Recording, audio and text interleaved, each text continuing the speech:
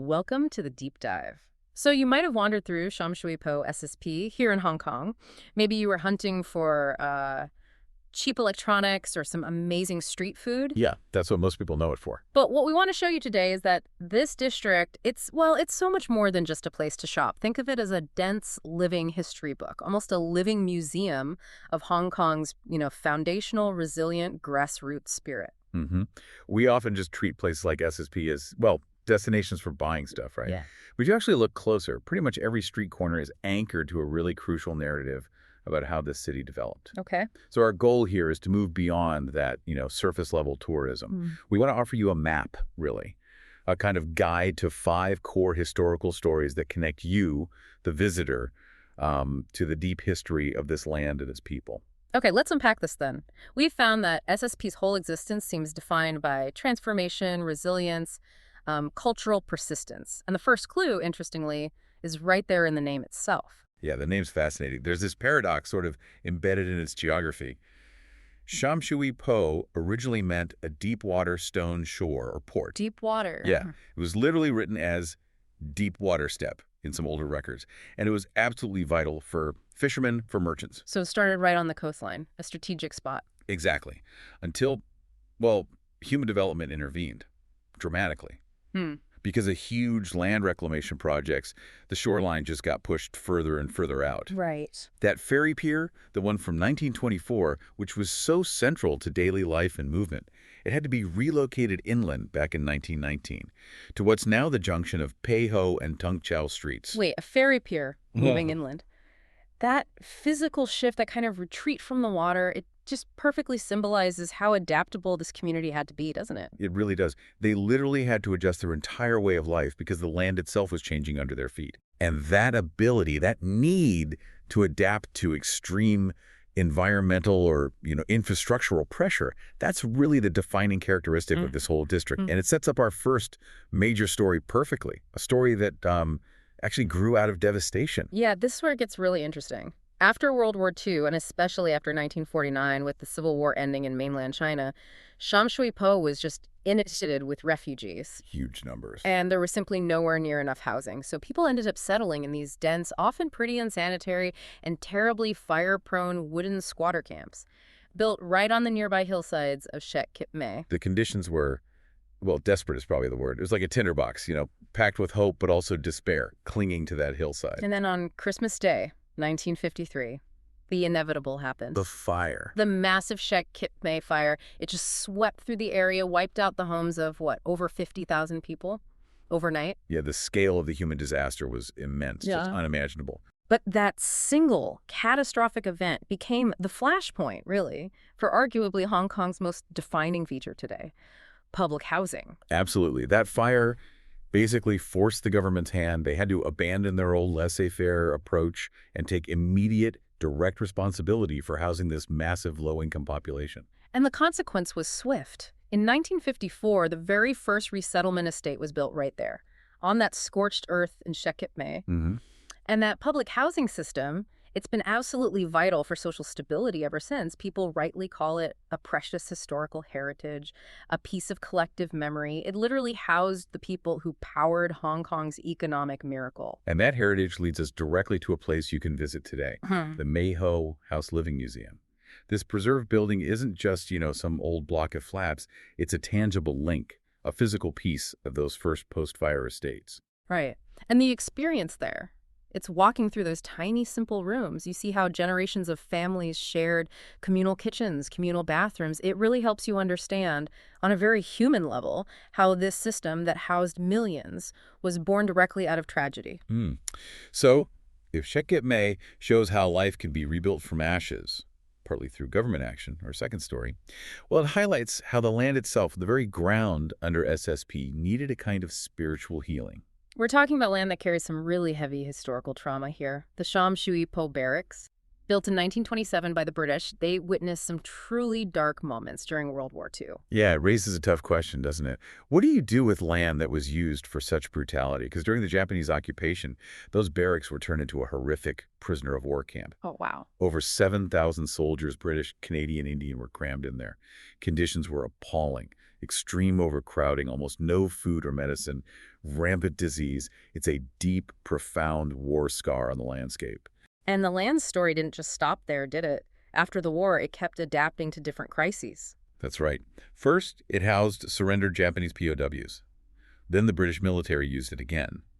And later, reflecting a completely different kind of pressure, a big part of it became a camp for Vietnamese refugees and boat people. Yeah. That finally closed in 1989. It's an incredible timeline, isn't it? Just wave after wave of human tragedy and societal pressure being absorbed by this one piece of land. Truly remarkable. But the land's final form, what you see there now, it feels like a deliberate act of, I don't know, urban healing. That's a good way to put it. A large chunk of the old barracks site was transformed into the Sham Shui Po Park.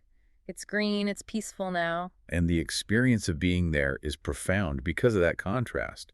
You know, you're enjoying this tranquility, maybe kids are playing nearby, but you are standing on the exact spot where unbelievable suffering and confinement took place. Yeah. It really forces you to reflect on the cost of war and also on the city's ability to sort of process and transform its history into something regenerative. Yeah. Does turning a POW camp into a park risk sanitizing the past? Or is that stark contrast the most powerful memorial in itself? I tend to think the contrast is the point. It doesn't feel like erasure. It feels more like a defiant statement that life, continues and flourishes even on ground soaked in historical pain. Mm-hmm. Okay, let's shift gears a bit from trauma to economic triumph, which brings us to story number 3.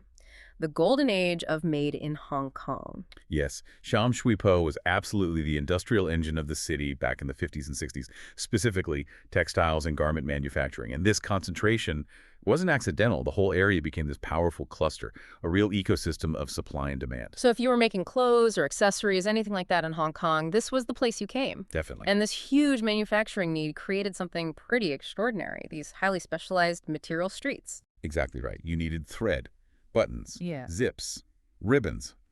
That's what created Keelung Street, Nam Chong Street, and Yu Chao Street. And what's fascinating is they are still packed with shops selling all these raw materials. They remain a kind of creative source for designers even today. I can almost picture it, like walking through this massive, maybe slightly chaotic craft supply warehouse, but outdoors, where every shop owner knows everything about fabric and fasteners. It really is like living industrial archaeology, isn't it? It absolutely is. But, these traditional crafts are under serious pressure now. There's a really poignant detail that kind of sums up the struggle these old shops face. No. The recent closure of this nearly 70-year-old shop called Zonhua Button. It was famous for its unique, real seashell buttons. Apparently, it survived decades of globalization, but just couldn't survive the rising rents. Ah, that's tough. That closure really symbolizes the slow fade of that grassroots industrial era, doesn't it? So the value of visiting these material markets now, it's partly about being a witness. Your anchor point here is the streets themselves. Yeah. When you explore the Keelung Street or Nam Chan Street material markets, you're not just browsing or shopping. You're actually participating in that history. You can find truly unique accessories, support these traditional artisans before they completely disappear. Mm-hmm. You become, a small part of keeping that made in Hong Kong spirit alive. Okay, our 4th story moves into something different again, electronic alchemy. It shows yet another pivot, this time a technological one, centered on Apliu Street. Apliu Street is such a textbook case of transformation, driven by sheer necessity. Its earliest name apparently comes from the duck shacks, Apliu, that were there when the residents were mostly farmers. Duck shacks, okay. Yeah. But then by the early 20th century, as people poured into SSP, it just evolved into this grassroots flea market. Right. That extreme survival philosophy you mentioned, people literally selling unwanted household junk, turning waste into treasure, the informal economy providing a lifeline. Exactly. Then came the second really brilliant pivot. In the 1970s, Hong Kong was rapidly becoming this major electronics manufacturing hub, right? Mm-hmm. Apliu Street saw the opportunity. Local factories started selling off their surplus, maybe overstocked or slightly defective electronic parts directly to technicians, hobbyists, savvy buyers. So it went from selling old pots and pans to becoming this high-speed, informal supply chain for everything from resistors to radios. That speed, that flexibility is just classic Hong Kong resilience, isn't it? Adapting way faster than any big company could. Absolutely. And the hidden gem here, the Apliu Street flea market itself, it's just Well, chaos, but in the best possible way. It's like a museum of technology antiques crammed right next to stalls selling the absolute latest phone gadgets. The sheer visual clutter tells the whole story of Hong Kong's rapid tech journey. Yeah, the core experience is definitely a real city treasure hunt. You might find someone selling a perfectly working vintage tube amplifier right next to a stall with $3 phone chargers. You're not looking for the newest iPhone. You're digging for nostalgic audio gear, old vinyl records, antique phones, connecting with that unique, resourceful, almost black market tech culture of the past. And finally, our fifth story. We turn to the taste of time. Because if the factories built the economy, maybe the food provided the continuity, the soul of the community. That makes sense. Community life in SSP has always revolved around its markets, hasn't it? Especially the Apliu Street market, established way back in 1918. When that pier relocated nearby, this area just became the absolute center of everything: shopping, factories, schools, homes. And despite everything, war, migration, endless urban renewal cycles, the long-standing eateries provide this crucial sense of stability, of historical memory for the residents. They're like anchors, holding the memory of the past few generations. You mentioned Kung Wo Bean Curd Factory, a shop that's been running since 1893. Can you believe it? That's incredible continuity. A single shop specializing in traditional tofu pudding and fish curds, surviving wars, occupation, economic booms and busts for over a century. It's amazing. And these traditional places, along with the whole Apliu Street local food scene, they're the most direct evidence of the community's human touch. That feeling of warmth, of familiarity, that stability you get in these old shops, locals call it Ren King Way. Ren King Way, what does that translate to roughly? It's like human kindness, human temperature, the flavor of relationship. It's that intangible sense of community connection. I like that.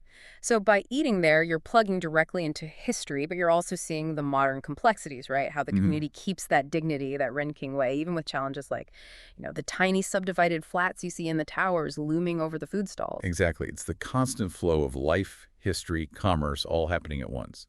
A complete picture of resilience and, yes, struggle too. So wrapping this up, what does it all mean? These 5 stories, the fire leading to housing, the trauma becoming tranquility in the park, the textile cluster, the electronic pivot, the enduring food scene, they really show that Sham Shui Po is just this masterclass in resilience and transformation.